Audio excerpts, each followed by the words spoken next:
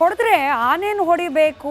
ದೊಡ್ಡ ದೊಡ್ಡ ನಾಯಕರು, ಅದರಲ್ಲೂ ಡಿ ಕೆ ಶಿವಕುಮಾರ್ ಅವರನ್ನೇ ಅಪ್ರೋಚ್ ಮಾಡಿದೆ ಬಿಜೆಪಿ. ಅಂಥವರನ್ನ ಸೆಳೆಯೋದು ಬಿಟ್ಟು, ಅಂದರೆ ಕಾಂಗ್ರೆಸ್ನಲ್ಲಿರುವ ಬಲಿಷ್ಠ ನಾಯಕರನ್ನ ಸೆಳೆಯೋದು ಬಿಟ್ಟು ಬಿಜೆಪಿ ಅದು ಯಾಕೆ ಹೋಗಿ ಹೋಗಿ ಕೆ ಎನ್ ರಾಜಣ್ಣ ಅವರ ಹಿಂದೆ ಬಿದ್ದಿದೆ ಅನ್ನೋ ಅನುಮಾನ ಕೆಲವರಿಗೆ ಬರಬಹುದೇನು? ಒಂದೇ ಒಂದು ಜಿಲ್ಲೆಗೆ ಸೀಮಿತವಾಗಿರೋ ನಾಯಕರು, ತುಮಕೂರು ಬಿಟ್ಟರೆ ಆಚೆ ಬೇರೆ ಯಾವ ಜಿಲ್ಲೆಯಲ್ಲಿ ಗುರುತಿಸ್ತಾರಪ್ಪ? ಅವ್ರಿಗೆ ಎಲ್ಲಿ ಹಿಂಬಾಲಕರಿದ್ದಾರೆ, ಬೆಂಬಲಿಗರಿದ್ದಾರೆ? ಅವರ ಹೆಸರು ಹೇಳಿ ಓಟ್ ಪಡೆಯೋಕೆ ಅವಕಾಶಗಳು ಬೇರೆ ಯಾವ ಜಿಲ್ಲೆಯಲ್ಲಿದೆ? ಹೀಗೊಂದಷ್ಟು ಅನುಮಾನಗಳು ಕೆಲವರನ್ನ ಕಾಡಬಹುದೇನೋ. ಕೆ ಎನ್ ರಾಜಣ್ಣ ಅವರನ್ನು ಸಂಪರ್ಕ ಮಾಡೋ ಅಥವಾ ಕೆ ಎನ್ ರಾಜಣ್ಣ ಅವರನ್ನು ಬಿಜೆಪಿ ಪಕ್ಷಕ್ಕೆ ಸೆಳೆದುಕೊಂಡೋ ಅಂಥದ್ದೇನು ಲಾಭ ಅಂತ ಹೇಳಿ ಕೆಲವರು ಅಂದುಕೊಳ್ಬಹುದು. ಆದರೆ ಕೆ ಎನ್ ರಾಜಣ್ಣ ಅವರು, ವೀಕ್ಷಕರೇ ನೆನಪಿರಬೇಕು, ರಾಜ್ಯದ ಎರಡನೇ ಅತಿ ದೊಡ್ಡ ಜಿಲ್ಲೆಯ ನಾಯಕರು. ಬೆಳಗಾವಿ ಬಿಟ್ಟರೆ ಅತಿ ಹೆಚ್ಚು ವಿಧಾನಸಭಾ ಕ್ಷೇತ್ರಗಳನ್ನು ಒಳಗೊಂಡಿರುವ ಜಿಲ್ಲೆ ಯಾವುದಾದ್ರೂ ಇದೆ ಅಂತಂದರೆ ಅದು ತುಮಕೂರು ಜಿಲ್ಲೆ. ತುಮಕೂರು ಜಿಲ್ಲೆಯಲ್ಲಿ ಬರೋಬ್ಬರಿ 12 ಕ್ಷೇತ್ರಗಳಿದೆ. ಬೆಳಗಾವಿಯಲ್ಲಿ 18, ತುಮಕೂರಿನಲ್ಲಿ 12. ಪ್ರತಿ ಕ್ಷೇತ್ರದಲ್ಲೂ ಕೂಡ, ತುಮಕೂರಿನ ಈ 12 ಕ್ಷೇತ್ರ ವ್ಯಾಪ್ತಿಯಲ್ಲೂ ಕೂಡ ಕೆ ಎನ್ ರಾಜಣ್ಣ ಅವರಿಗೆ ಅವರದೇ ಆದ ವೋಟ್ ಬ್ಯಾಂಕ್ ಇದೆ. ಹಾಗಾಗಿ ರಾಜ್ಯ ಬಿಜೆಪಿ ಹಾಗೆ ಇನ್ಫ್ಯಾಕ್ಟ್ ಕೇಂದ್ರ ಮಟ್ಟದಲ್ಲಿ ಬಿಜೆಪಿ ಎಲ್ಲ ಲೆಕ್ಕಾಚಾರಗಳನ್ನು ಮಾಡಿರುವ ಸಾಧ್ಯತೆಗಳಿದೆ. ಇದರ ಜೊತೆಗೆ ಬಿಜೆಪಿ ಪಾಳ್ಯಕ್ಕೆ ಅಂಟಿರುವಂತಹ ಒಂದು ಅಪಖ್ಯಾತಿ ಅಂದರೆ ಬಿಜೆಪಿ ಸಿಟಿಗೆ ಸೀಮಿತವಾದ ಪಕ್ಷ. ಹಾಗೆ ಈ ಸಮುದಾಯಗಳ ಲೆಕ್ಕಾಚಾರದಲ್ಲಿ ಬಂದಾಗ ಮೇಲ್ವರ್ಗ, ಸೋಕಾಲ್ಡ್ ಮೇಲ್ವರ್ಗದ ನಾಯಕರುಗಳಿಗೆ ಪ್ರಾಧಾನ್ಯತೆಯನ್ನು ನೀಡುವಂತಹ ಪಕ್ಷ. ಇದರಲ್ಲಿ ಕೆಳವರ್ಗದ ಸಮುದಾಯಕ್ಕೆ ಪ್ರಾತಿನಿಧ್ಯವೂ ಇಲ್ಲ. ಈ ಪಕ್ಷದಲ್ಲಿ ಅಂಥವರಿಗೆ ಹೆಚ್ಚಿನ ಸ್ಥಾನಮಾನವೂ ಸಿಗೋದಿಲ್ಲ ಅನ್ನೋ ಅಪಖ್ಯಾತಿ ಕೆಲ ಕಡೆ ಆಗಾಗ ಬಿಜೆಪಿಯ ವಿರುದ್ಧವಾಗಿ ಕೇಳೋಕೆ ಸಿಗ್ತಲೇ ಇರುತ್ತೆ. ಹೀಗಾಗಿ ಒಂದು ಸ್ಟ್ರಾಂಗ್ ಅಹಿಂದ ವರ್ಗದ ನಾಯಕನ ಕೊರತೆ, ಹುಡುಕಾಟ ಬಿಜೆಪಿ ಪಾಳ್ಯದಿದೆ. ಇಲ್ಲವೇ ಇಲ್ಲ ಅಂತಲ್ಲ, ಇದ್ದಾರೆ ನೋ ಡೌಟ್ ಅಹಿಂದ ವರ್ಗಕ್ಕೆ ಸಂಬಂಧಪಟ್ಟ ನಾಯಕರು ಬಿಜೆಪಿಯಲ್ಲೂ ಕೂಡ. ಬಟ್ ಮತ್ತಷ್ಟು ವೈಯಕ್ತಿಕ ವರ್ಚಸ್ಸನ್ನ ಉಳ್ಳ ನಾಯಕರ ಹುಡುಕಾಟ ರಾಜ್ಯ ಬಿಜೆಪಿ ಪಾಳ್ಯಕ್ಕೆ ಇದ್ದೇ ಇದೆ. ಪರಿಶಿಷ್ಟ ಪಂಗಡಕ್ಕೆ ಸೇರಿದ ಪ್ರಬಲ ನಾಯಕ ಕೆ ಎನ್ ರಾಜಣ್ಣ ಕರ್ನಾಟಕದಲ್ಲಿ 7% ST ಮತದಾರರಿದ್ದಾರೆ. ನಮ್ಮ ರಾಜ್ಯದ 15 ಕ್ಷೇತ್ರಗಳು ಪರಿಶಿಷ್ಟ ಪಂಗಡಕ್ಕೆ ಮೀಸಲಾಗಿರುವ ಕ್ಷೇತ್ರಗಳು. ಲೆಕ್ಕ ಹಾಕಿ, ತುಮಕೂರಿನಲ್ಲೇನೆ 12 ಕ್ಷೇತ್ರ, ಇನ್ನು ರಾಜ್ಯಾದ್ಯಂತ ಲೆಕ್ಕ ಹಾಕಿದಾಗ 15 ಮೀಸಲು ಕ್ಷೇತ್ರಗಳು. ಹಾಗೆ ST ಸಮುದಾಯದ vote percentage approximately up to 7%. ಇದೆಲ್ಲ ಗಣಿತವನ್ನ ಮಾಡಿಯೇ ಕೆ ಎನ್ ರಾಜಣ್ಣ ಅವರಿಗೆ ಗಾಳ ಹಾಕ್ತಾ ಇದೆಯಾ ಬಿಜೆಪಿ ಪಾಳೆಯ? ಇದೊಂದು ರೀತಿಯಲ್ಲಿ ಇಬ್ಬರಿಗೂ ಮ್ಯೂಚುವಲ್ ಬೆನಿಫಿಟ್ ಆಗುವಂತಹ ಸಂದರ್ಭಕ್ಕೆ ಕಾರಣವಾಗಬಹುದಾ? ಕೆ ಎನ್ ರಾಜಣ್ಣ ಅವ್ರಿಗೂ ಅನಿಸಿರಬಹುದು, in case D K Shivakumar ಅವರು CM ಆಗಿಬಿಟ್ರು ಅಂತಂದರೆ ಈ ಸಚಿವ ಸ್ಥಾನಕ್ಕೇರುವ ಅಥವಾ ಆ ಮೂಲಕ ಮುಂದಿನ ರಾಜಕೀಯ ಭವಿಷ್ಯವನ್ನ ಕಾಣುವಂತಹ, ಅದರ ಬಗ್ಗೆ ಕನಸನ್ನ ಆಲೋಚನೆಯನ್ನ ಮಾಡುವಂತಹ ಪ್ರಸಂಗಗಳು ಬರೋದೇ ಇಲ್ಲವೇನೋ?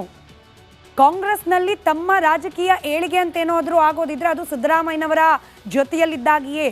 ಸಿದ್ದರಾಮಯ್ಯನವರೇ ಕೆಳಗಿಳಿದು ಬಿಟ್ರೆ ಮುಂದೇನು? ಅದಕ್ಕೆ ಉತ್ತರವನ್ನು ಕಂಡುಕೊಳ್ಳೋ ಪ್ರಯತ್ನವನ್ನು ಬಿಜೆಪಿಯಲ್ಲಿ ಮಾಡ್ತಿದ್ದಾರಾ? ಇದೇ ಕಾರಣಕ್ಕೆ ಬೇಳೂರು ಗೋಪಾಲಕೃಷ್ಣ ಅವರು ಹಿಂಗೆ ನೇರವಾಗಿ ಕೆ ಎನ್ ರಾಜಣ್ಣ ಅವರು ಬೇರೆ ಪಕ್ಷಕ್ಕೆ ಹೋಗಬಹುದು ಅನ್ನೋ ಅರ್ಥದ ಮಾತುಗಳನ್ನು ಆಡಿದ್ರ? ಕುತೂಹಲ ಜೊತೆಗೆ ಪ್ರಶ್ನೆಗಳಂತೂ ಉಳಿದಿದೆ. ಕಾದ್ ನೋಡೋಣ ಈ ಕೆ ಎನ್ ರಾಜಣ್ಣ ಅವರ ಪುತ್ರ ರಾಜೇಂದ್ರ ಅವರ ಬಿಜೆಪಿ ನಾಯಕರ ಭೇಟಿಯಿಂದ ಯಾವ ರೀತಿಯ ಫಲಿತಾಂಶಗಳು ಹೊರಬೀಳುತ್ತೆ ಅಂತ ಹೇಳಿ. ಕರ್ನಾಟಕ ಪ್ರೈಮ್ ಟೈಮ್ನಲ್ಲಿ ಈಗೊಂದು ಬ್ರೇಕ್ನ ಸಮಯ. ಬ್ರೇಕ್ ಆದ ನಂತರ ನಿರೀಕ್ಷೆ. ಹೊಡೆದ್ರೆ ಆನೇನು ಹೊಡಿಬೇಕು? ದೊಡ್ಡ ದೊಡ್ಡ ನಾಯಕರು, ಅದರಲ್ಲೂ ಡಿ ಕೆ ಶಿವಕುಮಾರ್ ಅವರನ್ನೇ ಅಪ್ರೋಚ್ ಮಾಡಿದೆ ಬಿಜೆಪಿ. ಅಂಥವರನ್ನ ಸೆಳೆಯೋದು ಬಿಟ್ಟು, ಅಂದರೆ ಕಾಂಗ್ರೆಸ್ನಲ್ಲಿರುವ ಬಲಿಷ್ಠ ನಾಯಕರನ್ನ ಸೆಳೆಯೋದು ಬಿಟ್ಟು ಬಿಜೆಪಿ ಅದು ಯಾಕೆ ಹೋಗಿ ಹೋಗಿ ಕೆ ಎನ್ ರಾಜಣ್ಣ ಅವರ ಹಿಂದೆ ಬಿದ್ದಿದೆ ಅನ್ನೋ ಅನುಮಾನ ಕೆಲವರಿಗೆ ಬರಬಹುದೇನು? ಒಂದೇ ಒಂದು ಜಿಲ್ಲೆಗೆ ಸೀಮಿತವಾಗಿರೋ ನಾಯಕರು, ತುಮಕೂರು ಬಿಟ್ಟರೆ ಆಚೆ ಬೇರೆ ಯಾವ ಜಿಲ್ಲೆಯಲ್ಲಿ ಗುರುತಿಸ್ತಾರಪ್ಪ? ಅವ್ರಿಗೆ ಎಲ್ಲಿ ಹಿಂಬಾಲಕರಿದ್ದಾರೆ, ಬೆಂಬಲಿಗರಿದ್ದಾರೆ? ಅವರ ಹೆಸರು ಹೇಳಿ ಓಟ್ ಪಡೆಯೋಕೆ ಅವಕಾಶಗಳು ಬೇರೆ ಯಾವ ಜಿಲ್ಲೆಯಲ್ಲಿದೆ? ಹೀಗೊಂದಷ್ಟು ಅನುಮಾನಗಳು ಕೆಲವರನ್ನ ಕಾಡಬಹುದೇನೋ. ಕೆ ಎನ್ ರಾಜಣ್ಣ ಅವರನ್ನು ಸಂಪರ್ಕ ಮಾಡೋ ಅಥವಾ ಕೆ ಎನ್ ರಾಜಣ್ಣ ಅವರನ್ನು ಬಿಜೆಪಿ ಪಕ್ಷಕ್ಕೆ ಸೆಳೆದುಕೊಂಡೋ ಅಂಥದ್ದೇನು ಲಾಭ ಅಂತ ಹೇಳಿ ಕೆಲವರು ಅಂದುಕೊಳ್ಬಹುದು. ಆದರೆ ಕೆ ಎನ್ ರಾಜಣ್ಣ ಅವರು, ವೀಕ್ಷಕರೇ ನೆನಪಿರಬೇಕು, ರಾಜ್ಯದ ಎರಡನೇ ಅತಿ ದೊಡ್ಡ ಜಿಲ್ಲೆಯ ನಾಯಕರು. ಬೆಳಗಾವಿ ಬಿಟ್ಟರೆ ಅತಿ ಹೆಚ್ಚು ವಿಧಾನಸಭಾ ಕ್ಷೇತ್ರಗಳನ್ನು ಒಳಗೊಂಡಿರುವ ಜಿಲ್ಲೆ ಯಾವುದಾದ್ರೂ ಇದೆ ಅಂತಂದರೆ ಅದು ತುಮಕೂರು ಜಿಲ್ಲೆ. ತುಮಕೂರು ಜಿಲ್ಲೆಯಲ್ಲಿ ಬರೋಬ್ಬರಿ 12 ಕ್ಷೇತ್ರಗಳಿದೆ. ಬೆಳಗಾವಿಯಲ್ಲಿ 18, ತುಮಕೂರಿನಲ್ಲಿ 12.